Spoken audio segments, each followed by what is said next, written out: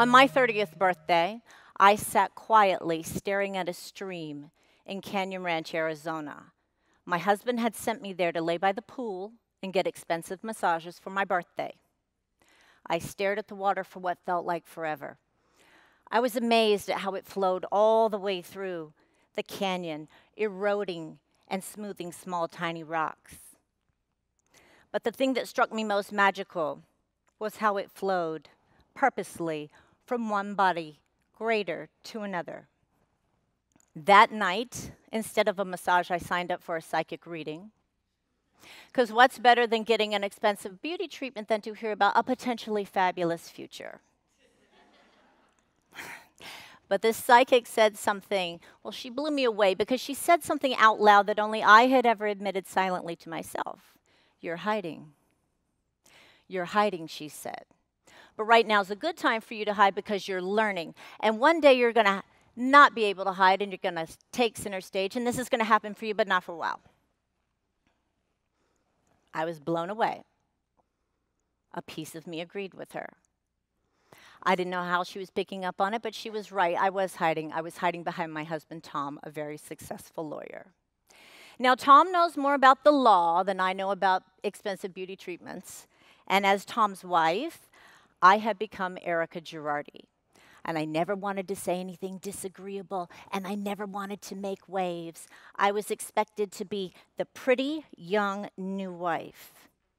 I was what everybody wanted me to be, soft, sweet, and agreeable. So a few days later, after I got home from Canyon Ranch, I was in deep thought about what the psychic had said. I grew up in Atlanta, Georgia, and from the time I was very young, I liked to perform. That's what I loved to do the most. And I started dance class before I started school. I stole the lead in the kindergarten Christmas play because the girl they initially cast, she just didn't have the chops. So I stole it. I went to performing arts high school, and I toured all around the world.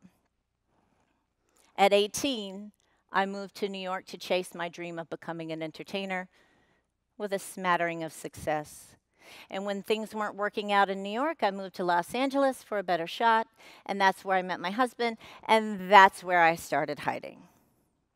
So a handful of years after Canyon Ranch and the psychic, an invitation arrived in the mail. It was a postcard, and it was a performance that one of Tom's lawyer's friends was putting on. But down at the very bottom, it said, directed by Travis Payne. Okay. Now then, Travis Payne is like my high school friend. So I saw this as a great time to give him a call and catch up. So after talking about Travis's fabulous life of dancing and performing with Michael Jackson, he said to me, so Erika, what are you doing? And I wanted to shout out to my old friend, I'm hiding. But I didn't have to because Travis could see it because he knew the real Erika. The girl that he had performed with all around the world, she had gone into hiding. She had become a muted version of herself. But Travis planted the seed that I needed. He told me that even as a 35-year-old wife and mother, it was still possible for me to be performing again. And I really wanted to believe him. So with a push and some guidance and some help from some others, I started to transform into Erika Jayne. Well, transform is a really strong word. It's more like she augmented Erika Girardi. You know what really happened? I created a performance persona, okay? And while Erika Girardi is soft, sweet, and agreeable, right? Erika Jayne is a sexually confident, bold, blonde bombshell founded on the principles of fantasy, love, escape, glitz, glamour, and fun. She is sparkles and a good time. And I wanted to have a really good time. But more importantly, this alter ego gave me a power that I wouldn't have had otherwise. To be fearless. She is the Batman to my Bruce Wayne, or the Superman to my Clark Kent. So after recording a few tracks and getting them in the right hands, I finally booked my first paid performance as Erika Jayne. And this was not the Staples Center, mind you. This was in San Francisco at a sex party for swingers. But baby, let me tell you, I was going to cash those swingers checks. I did not care.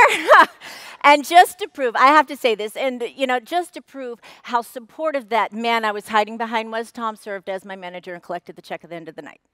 Now, while Erika Jayne gave me the power to be fearless, it didn't mean I wasn't afraid. See, I thought I was going to be able to put my hands right back on my 18-year-old body, like moving and retaining information in the same old way. No. I was shocked at really how far behind and how much I really needed to relearn. And it was, a bumpy start. Like at the swingers party, I'm up on stage, and I am killing it. And I can see the DJ in his booth, and he's really into it, and he's flailing his arms, and he accidentally knocks down his DJ rig. Whole place went silent. And I was shocked. I was stunned. And Erika Girardi took over. And I said, "Thank you very much, good night." Right? And I ran off. It was times like these that I needed Erika Jayne the most. While Erika Girardi was embarrassed, Erika Jayne would eventually come in and find a way to make that show go on. Now, with Facebook and Instagram and everything else, it feels like everybody has a performance persona, or at least an online persona. It's a way of perfecting the way the world looks at you. It's posting pictures of your children clean and smiling, when in reality, they're dirty, sticky-fingered monsters. Or my real favorite, posting on Facebook on your anniversary how happy you are when you're on the verge of a divorce.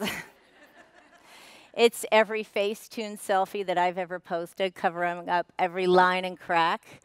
And thank God for makeup and a cat-eared filter. Without them, life would be so bleak. But the danger of living two lives, right, is that they can unintentionally collide. Like when my Erika Jayne voice shows up unexpectedly in Erika Girardi's life. In Erika Jayne land, when someone asks me my opinion, I'm free to give it. I'm free to say whatever I want. But as Erika Girardi, I need to be soft, sweet, and agreeable. And the two are hard to reconcile. But surprisingly, once I started to reveal myself, a little bit more of my unguarded self, people didn't really seem to mind. I found that I could connect to them on a much more human level, and inch by inch, I came out of hiding. Eventually, this Erika Jayne persona became an essential part of my personality.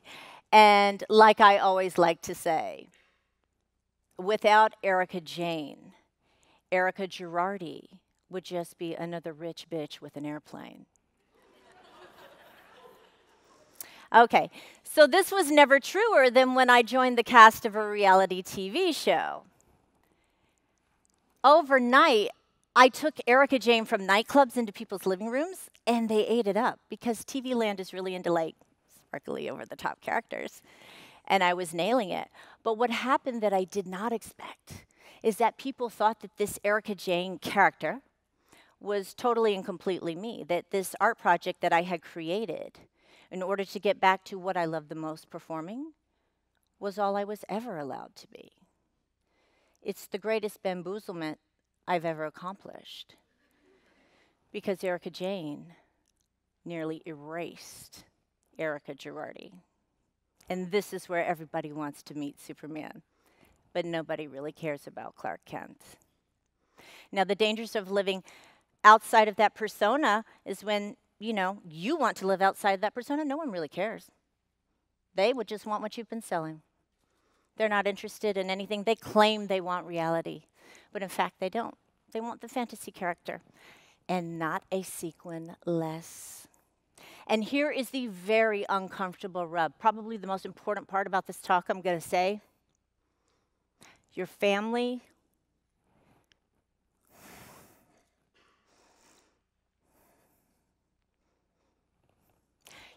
wants the exact opposite. Because when you break out of the mold of mother or wife or expensive beauty treatments, it can be hard to reconcile. It's hard to share space with the woman you've always known and this over-the-top fantasy creation. Sorry.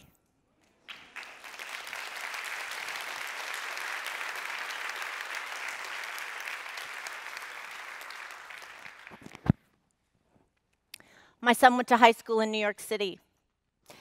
And he called me after school and he said, you know, Mom, I was walking down the street with my friends, and there was a picture of you, there was a life-size poster of you in the gay club advertising the performance, and I thought this was like the greatest thing ever, because look how far I had taken my project.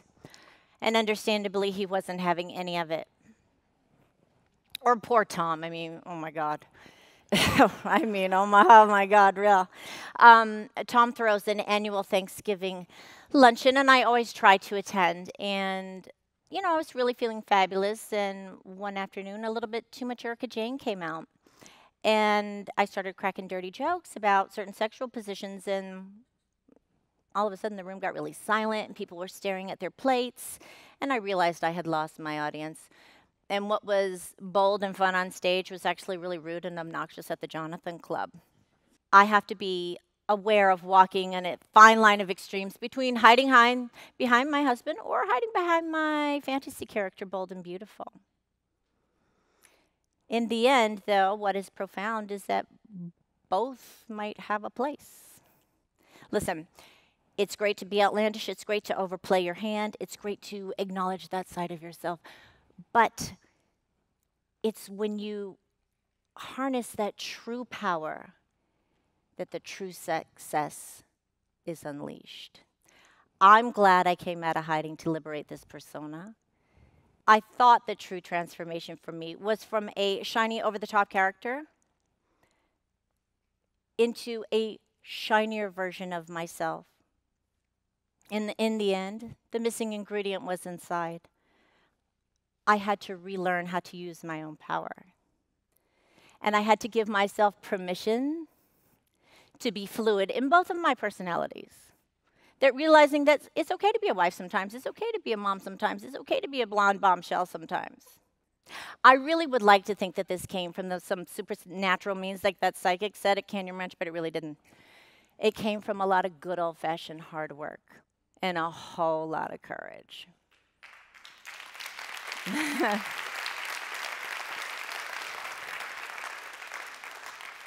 And in the end, I needed to give myself to be just like the water at Canyon Ranch, flowing through it all, being fluid in my personas, and in the end, smoothing tiny rocks as well as eroding canyons.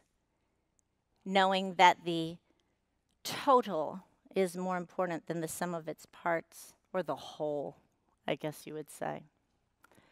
It is impossible to hide. Thank you very much.